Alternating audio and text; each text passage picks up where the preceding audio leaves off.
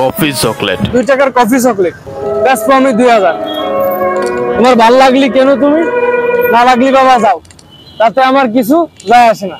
আর এই coffee chocolate যারা যারা নিতে চাও এখনই চলে আসো আইল্যান্ডের উপরে, এইখানে আমাকে পাবা।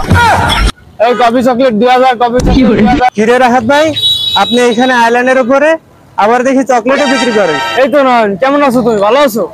আসো কফি চকলেট কিনে দাও, তোমার জন্য ছাড় আছে। 2 টাকার কফি চকলেট 2000 টাকা বেচতেছি, কারণ আমি হোয়াটসঅ্যাপ বিলালের ছোট ভাই। আর আমার একটা আছে না, তুমি নিবা? হ্যাঁ হ্যাঁ ভাই আমি নেব। আপনি বিক্রি করতেছেন, আমি নেব না? 2000 টাকা কেন, 2 লাখ টাকা হইলে? হ্যাঁ হ্যাঁ আসো আসো, তোমার জন্য তো ছাড় দিব ভাবছিলাম, তুমি বেশি দিবা, সমস্যা নাই, তাহলে বেশি মানুষের উপকার হবে। আসো দেখি, নাও তুমি চকলেটটা, নাও চকলেট।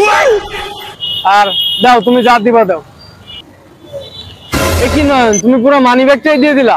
হ্যাঁ ভাই, আপনাকে দেবো না তো কাকে দেবো? আপনি মানুষের উপকার করতেছেন, আপনাকেই তো দিব। তো সবাই তো দেখতেই পারলেন, নয়ন একটা 2 টাকার কফি চকলেট, আমি বললাম 2000 টাকা, ও বললো না ভাই আমি যা আছে তাই দিয়ে দিই, একটা পুরো আস্ত মানি ব্যাগ দিয়ে দিল। কারণ ও জানে যে আমি এটা মানবিক কাজে ব্যবহার করব, মানে মানুষের সাহায্যের জন্য কাজে আসবে, এই জন্য দিয়েছে।